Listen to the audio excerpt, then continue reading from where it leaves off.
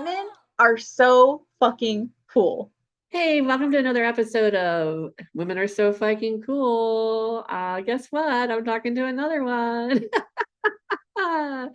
Yeah, this last over the months of summertime, I took a hiatus of uploading the shows, but it doesn't mean I hadn't stopped talking to fucking cool women and meeting them. And I love having this ability to just a knack of like, oh, she's FCW, start talking to her. And then I'm like, would you like to be my podcast? And they're like, yeah. And this is what happened with Dr. Cheyanne Nance. She is a chiropractor in town, but she's also got her master's in positive psychology, which really intrigued me. But I only knew her just in passing from different events that we've been to in Savannah, where we both live. And so when I had the opportunity to talk to her and really have a deep dive into who she is and her thoughts about life in general, I was doubly impressed. And I'm so grateful that I have an opportunity to get to know her more through the social circles that we live in, Savannah. So you never know how fucking cool someone is until you start having a conversation with them. And I think it's so important as women to share our stories because we really know our shit, right? And so this podcast, like I always say, is about sharing the stories, enlightening the fact that women are fucking cool and we have some cool ideas and solutions. And how can we collaborate and work together to make change for future generations, right? That's what it's about. So we'll see what happens as we take one day at a time.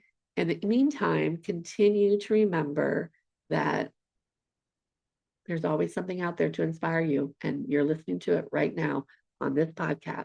So sit back, relax, and enjoy, and get ready for a zip zap of positive energy. So I once again get to talk to another fucking cool woman, and here she is. I love talking to the doctors. So we are now talking to Dr. Cheyanne Nance, and here she is. Hey, how are you? Well, hey, Joanne, I'm so glad to be a part of the fucking cool Women's Society and really to have this conversation with you today so that we can encourage and uplift the fucking cool women that we know. Oh my God. I couldn't have said it any better. Oh my gosh, yes, yes, yes. Yeah, right before we got on, we had this amazing conversation. And a lot of times the women I talk to say, oh, we should be recording it. It was like, no, we'll remember everything we said because we're fucking cool. So as we all know, I like to ask the question, what defines, a fucking cool woman? So I think that for me, a fucking cool woman is somebody who unapologetically knows and lives out her values. She is bold in how she shows up in representing those values because she knows who she is and what matters most to her.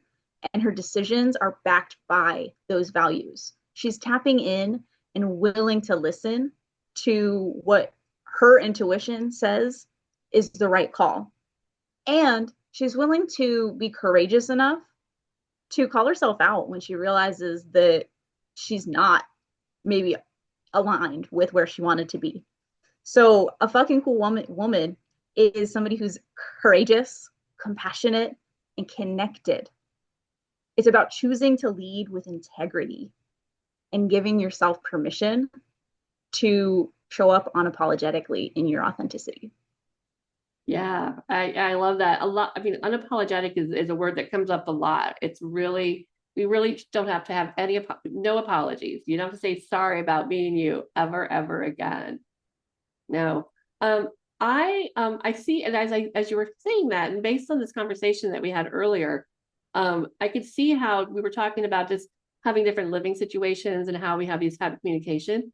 And you said something that, all these experiences really formed you, who you made you a better communicator and understanding.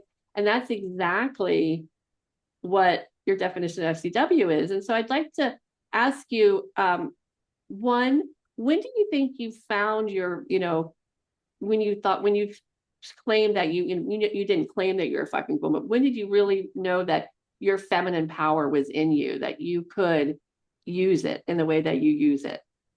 Because you use it well. Wow. Joanne, thank you, first and foremost, for noticing that within me. And secondly, thank you for such a powerful question. I would have to say that I noticed how I can access this power within myself at a really young age. And I'm so grateful for that.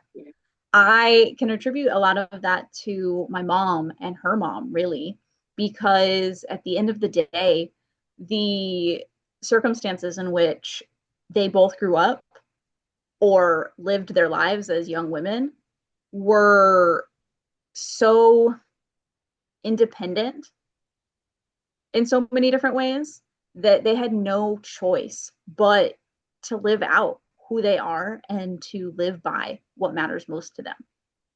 My grandmother was a mom of five, and at when my mom was a baby, unfortunately, she lost her dad to suicide.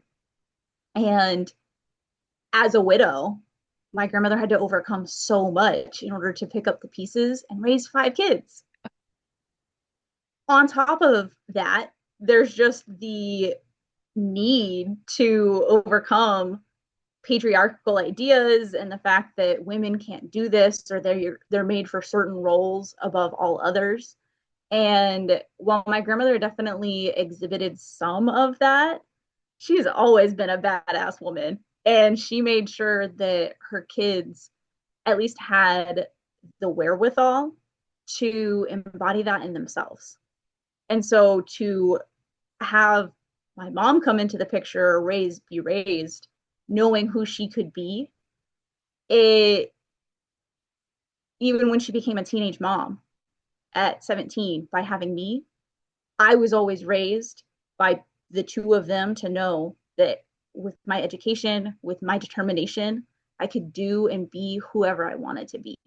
And I'm so grateful that I had that to encourage me and to lead the way as I went through school and became who I am now.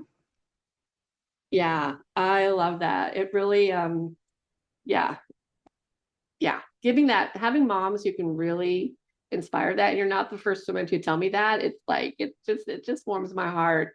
And it just goes again where women are so valuable to our country, to our world, is we give birth to new life, right? And recognizing that new life are children, but also their projects. And so, that's another way that we share.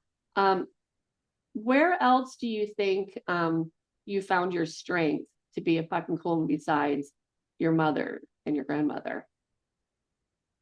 I would have to say that that came through my education primarily, that having the access to people who were inspiring and encouraging in my school district. I, for context, went to the largest high school in Oregon and Washington. There were over 3,200 kids enrolled between ninth through 12th grade in my high school. So it was massive. I had a class of 699 people that I graduated with. And I always knew that for me growing up, the ticket to my success was going to come through working hard to obtain the education that I knew I had access to if I was willing to show up for it. So, taking myself through high school and pushing myself to get really good grades to set myself up for that scholarly success that I sought, to become the first person in my family to earn a college degree. I was honestly the first person in my family to graduate high school, let alone go on to get a college degree for my undergraduate, my doctorate, and now my master's as of this year. So Yeah, education has absolutely paved the way to empower me to continue striving to make a difference in the world. yeah. And this is kind of off topic, on topic, but I love talking to people of different ages and different generations, right? And so, do you think where is value in education coming from these days? Is it from schools or that I mean, we're just in your personal opinion, where are people, finding education? Hmm. I would say that, in my opinion, people are finding power and education from a combination of things. I think that it does definitely stem from Uh-huh. familiarity. Right, If you right. had somebody in your family, if you grew up in a family who Uh-huh. prided themselves on the education they received, Yeah. you're more likely to fall in those steps, so to speak, or pursue that for yourself. I also feel like as we kind of come back into an appreciation for the arts and trade and services that don't necessarily require a formal education, that we're recognizing there's room for our own individuality to start shining. Yeah. And so people will then pursue or not pursue learning those skill sets that are necessary to help that individuality shine. So you might choose a formal education route, but if you're recognizing that where your power comes from, what you matter, what you're the most passionate about, isn't rooted in formal education anymore, then I think that we're finding that families are encouraging that individuality a lot more now too. And maybe there's a little bit of tension that comes up because somebody's going outside the norm. But at the end of the day, I really feel like we're coming into this turning point in a lot of families and generations that, hey, mom, dad, I understand that this isn't what you had in mind for me, but I'm going my own way. And that's okay. Yeah. Yeah, I think that's true. I think that's true. And I feel that's kind of how I that you just explained my life because I did some the traditional way, but I also pushed back on it. And I was a misunderstood. And I find it fascinating now when I talk to people of your age, you're doing exactly, some of them are doing exactly the same things that I was like, yeah. So it makes me really I'm encouraged that there's a change. There's more choices. Yeah, there's so many choices, so many choices. So what did you choose as your profession? I want to share with me. I know what you did, but I want you to tell them. So I'm trained as a chiropractor. And that was never the firm intention because I didn't grow up with chiropractic in my life. But I noticed that when I was looking back, that I've always expressed chiropractic ideas through my own approach to health and well-being. From I was a kid who had a pain or an ache, and I was always looking up the home remedy. What can I do from home with what I have on hand to make myself feel a little bit better? Further down the line, I had the opportunity to work for a chiropractor. And it was on day 2 of working for him that I had my, oh my gosh, this is what I'm supposed to be. This is the kind of doctor I've always wanted to be. And I didn't know that until he asked me the question based on the x rays that you see in front of you, they're 9 months apart. And what I've told you in the last day and a half that you've been here, what do you think this patient's suffering from? And I said, probably severe headaches and neck pain based on what I can see. And he said, you're not wrong, but this person also came in severely depressed and suicidal. And I said, whoa. 9 months later, they were able to report no longer being suicidal and their depression had significantly improved. Wow. That was the mind blowing aha moment that I had. That I was like, whoa, you mean to say that when this bone is out of alignment, then it can create a buildup of cerebrospinal fluid, which I, from my psych background, knew that would instantly impact neurotransmitter flow. I said, chiropractic can change the mental health game. And from that moment on, I had a chance to work with him for 2 years. And I learned so much about what the nervous system is capable of. And I decided that I had to go to chiropractic school. So I packed up my bags and moved from rural South Carolina or the low country South Carolina to Atlanta, which is a little more familiar because I was born and raised in Portland. So going back to some city roots, if you will. Um, but all in all, I am so grateful that I found a profession that speaks to the power that we all as humans have within us if we choose to clear the way and get rid of some of that interference so that Yeah. we can allow our innate ability to be ourselves and fully express ourselves to be lived out in a whole and meaningful way. Yeah, no, it's so true. I love that. And you're reminding me that needs to be a need for so many choices on how we approach our body, because we're all different and we all have Mhm. different, but there's similarities, but it's different. Yeah. And how do And you, at the core of it, as humans, we all have the innate ability to flourish and thrive. It doesn't matter what circumstances you were born into or what you've had to overcome. That doesn't define who you are or how you act. It's your choices about what you're going to do about those circumstances that dictate where you go presently and where your path forward is from there. yeah, So, knowing that we as humans all have that ability, I have only further been inspired to help people show up and shine that out of themselves because I know that it's all in there.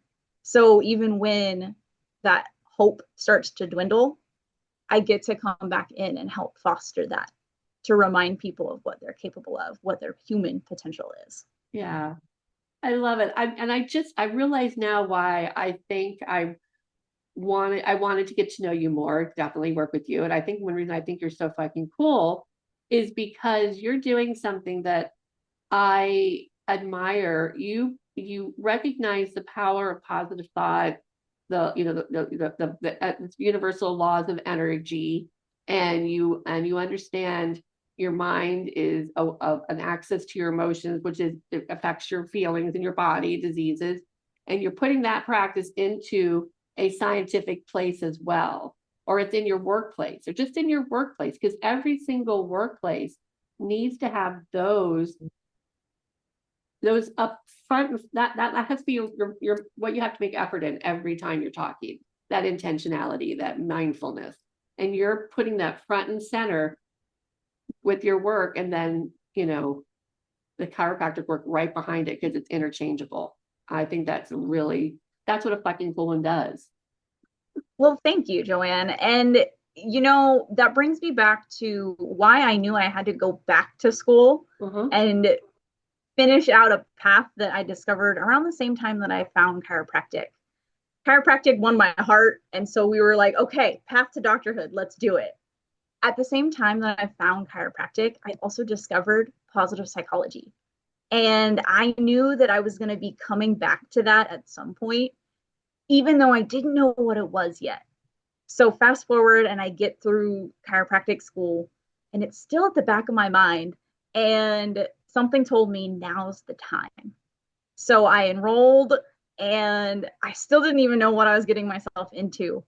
But as I came to understand, if regular psychology is focused on what's wrong with you and how do we fix the you or this piece of you that is broken or messed up, positive psychology is recognizing you're already a whole human. You already have everything that you need inside of you. Let's figure out where your strengths are, what your values are, and how you can live and build a life to flourish and thrive in that wraps all of you into the perfect wholeness that you already are. And so now that I recognize what chiropractic brings, that I have this positive psychology lens, which I've I will say, always lived out. I just didn't have the words for it. Mm-hmm. Yeah. And then I realized, wait, this can actually help people. The informal coaching I've been doing my whole life is actually a career field. And it became the perfect opportunity for me to blend mind, body, and spirit Mhm. into one practice that Yeah. helps the whole human in front of me flourish and thrive. Yeah, exactly. Exactly. And that's where the respect, you have to respect yourself, respect others. There's an element of, you know, and then encourage. We want to encourage, so we uplift each other, right? And then celebrate the successes and the gains. And all three of those are about love. And that's what Yes. spirit's all about, love. Oh, 100%. I have so much respect for the humans that I get to interact with through the work that I do, because more often than not, by the time we meet, you recognize that there's a piece of you that feels like the light has been dimmed or that the spark isn't there. But I'm here to remind you that it was always there. And then I get to encourage healthier habits or action steps that people can take that will help them turn the dimmer back up, Yeah. so that that shine that already exists within them gets to just become brighter and brighter again as they embody and practice what really matters most to them. And then that's all celebration, baby. Yeah. Yeah. It's all celebration. Oh my goodness. And then also just remember, I always say this too, I'm a fucking cool woman, but I'm not fucking perfect. And there's always those moments, you know? And I think that's another thing Mm-hmm. to, have that patience. Oh, absolutely. There's no process that doesn't take time. And we're all going through this process of becoming who we are. Yeah. And at no point in that is everything going to be perfect or aligned. You're going to recognize that there's moments that you are falling off track or you're just not feeling in sync with the process. And that might be some of your own doing, that resistance to the Mhm. process that you're putting up. But it might also be society trying to cast you down or push you down and say, hey, that makes us a little uncomfortable. Don't do that. Like, be less of yourself. But the more people that are fucking cool that we can encounter that want to bring that out in us, the better off our community is as a whole. Yeah. Because these like minded people are saying, hey, I know that you've been told in the past that you got to take it down a few notches. I'm here to remind you why that's bullshit and how you can move forward anyway. Yeah. I love that. Yeah. True. Yeah. They really, there is a push and pull, but we are here to, push us up. Definitely. Yeah. Oh my goodness. What, I feel like I'd love to hear about one of your fucking cool friends. Who in your life is like somebody that you're just like, oh, she's so fucking cool. Oh my gosh. I definitely have a handful, but this question is best suited to describe my friend Caroline. She is a massage therapist who owns her own practice and has for several years. Since I knew her, she's been growing this practice. And she recently, as of a year and a half or so ago, became a mom and stepped into a whole new aspect of who she is.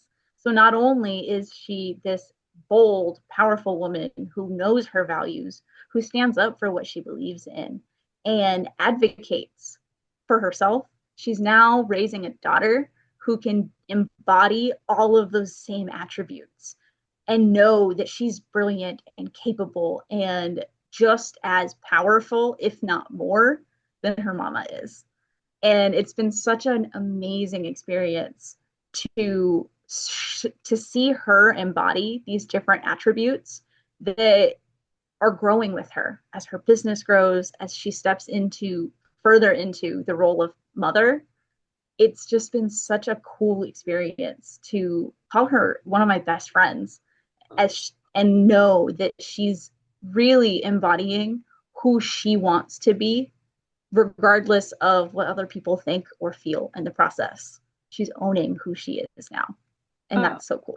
I love that. I love that. Yeah, I love hearing women talk about other women when they're talking about how fucking cool they are. We don't need to gossip about the ones that are doing all the other, but she sounds beautiful and how wonderful to have that relationship and that friendship. It's so powerful. It's so powerful.